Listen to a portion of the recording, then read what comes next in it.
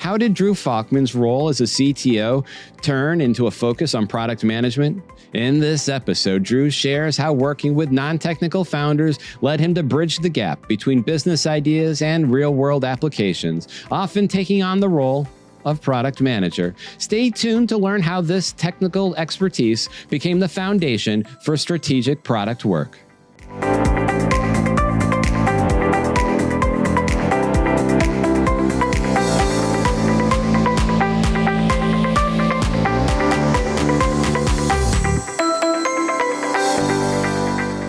So what I discovered probably in like the late aughts was that most of the CTO work I was doing, the majority of the time I was working with product. So what would happen is I would work with a startup.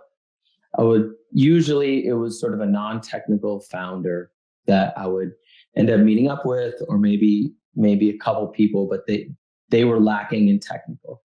And usually they were also lacking in product experience. So they had an idea, they understood their business domain, but they didn't know how to translate that into a real world sort of app and into technology. That gap was what I always ended up filling for them.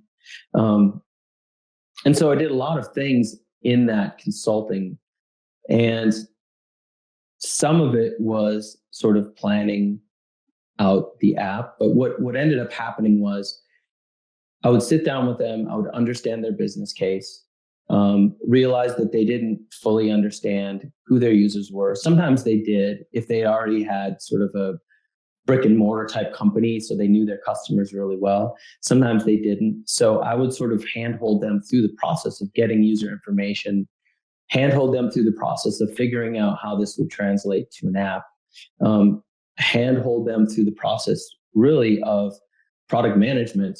And then I would end up putting together a team, and usually what I would look for is a strong lead dev. So I was CTO, but I would always look for sort of a VP engineering right away that would handle the technical side of things. So in many ways, really what I was doing was the product. But again, it wasn't that back in those days in the aughts, it was a really new field. So there wasn't like a chief product officer you didn't really start seeing that until the 2010s and beyond. So yeah, and I was very technical. So, and often that technicality was what sold people to me, but then it ended up being the product work that I spent the majority of my time working